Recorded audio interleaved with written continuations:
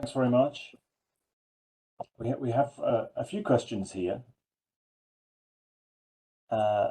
which you can choose who answers them.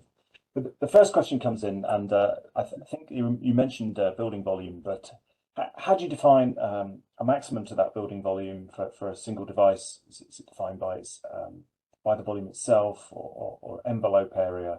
And are there limits then to the volume of a space that can be tested with a single pulse? Yeah, I can take that one. So unlike the blower door fan, which is a function of the fan speed and the pressure it can deliver, the building volume is a function of the pulse calculation or pulse test. So invariably there's a limit to how sufficiently a single cylinder can pressurize a given space. So it's the relationship between both the size and the leakiness of the building. To help with this, we've got a sizing guide on our website under the pulse pages, where you can input building volume, but then also the leakiness. Essentially, a single cylinder was designed to suit your residential new build type market. So the air change rate of or air permeability, say, of 5 or so at 50 pascals, up to your kind of typical 4-bed detached house. Anything bigger than that or more leaky than that, you're into daisy chaining additional air receivers to increase the capacity. So it becomes a modular system. Okay, so that helps us address then the next question about testing multi-stories. Assumedly, you would daisy chain. Exactly, and when you start to get into very big buildings, you can start to imagine daisy chaining to a point where you're delivering a much more even pressure distribution across the building. All right, so you've got a system then, and you're in a building that has a mechanical ventilation system. Does the ventilation system have to be turned off? So there's two answers to that. The one is that on one hand, we're trying to have the pulse method coexist with the incumbent techniques and fit within existing building regulations. And in those cases, it is a case of turn off all mechanical ventilation, seal up any purpose-provided ventilation, and do the test. But we have done some really interesting work in testing in hospitals and isolation wards and things, where actually with the method, the pulse technique, having sampled background pressure before and after the test, you can actually take into account HVAC that's still running, and we've seen good results with that. So again, this is that whole new opportunities piece. It's kind of yes, pulse can work with mechanical ventilation still operating in the background, and it's just kind of a case of finding where that fits in the market, really, in the use cases, the applications for it. So then there's a question about then how would the method distinguish between envelope and air leakage paths and those in the air handling system? Yeah, so again, it depends what you're out to test, doesn't it? But yeah, certainly that isolation ward scenario, the conventional wisdom would be turn off the HVAC, seal over those inlet or outlet points, and you're just testing the enclosure.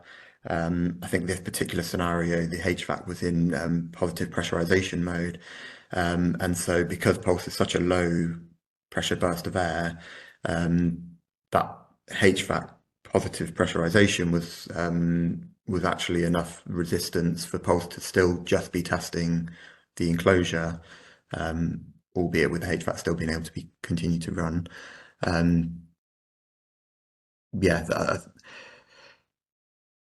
Again, quite an interesting frontier. To a couple of technical questions on the maths. I'll let Chris take those. Representation of the physics using that mathematics. So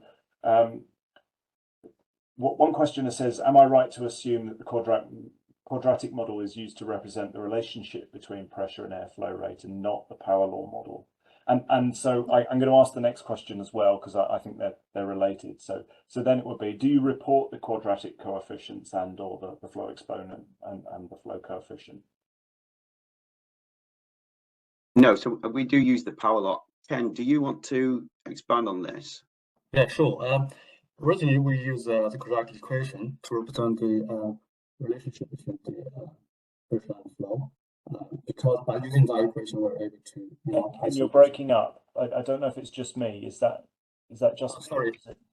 Is that better now, Ben? That's much better, Ken. Yeah. Okay, great. Sorry about that. Let me just get a little bit closer.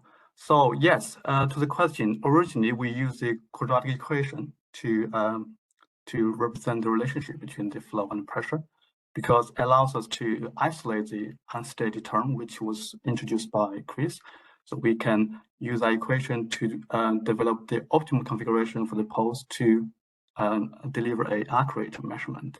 However, quadratic equation is not a widely used or known equation in the industry and academia, and we think power law equation is more familiar for everyone. So we, in terms of representing the relationship between the flow and pressure, so we then in 2016 we decided to stick to the one that is familiarized to the industry and academia. So and now we actually use power law equation to represent that relationship between the two. Okay, great. Thank you very much. Time for one more quick question. There's been could you discuss just a little bit more about the test results for large non-domestic buildings and the application of pulse there?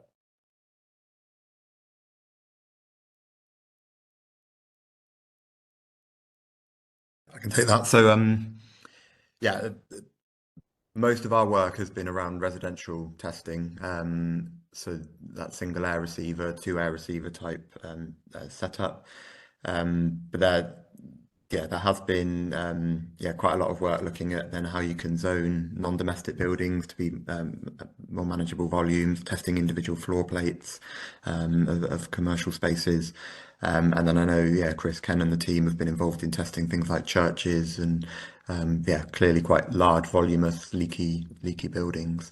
But yeah, as I say, the emphasis certainly has been mostly residential to begin with, and there's undoubtedly more work to be done in that whole non-domestic space, I'd say. Right, so we've run out of time for oral responses to the questions, but had quite a large response, so people are very interested in this. Would it be possible for us to paste the questions one at a time in the chat and for you to respond during the other talks? And we'll then stop that at the end of the next presentation so that we can focus on that. Would that be okay?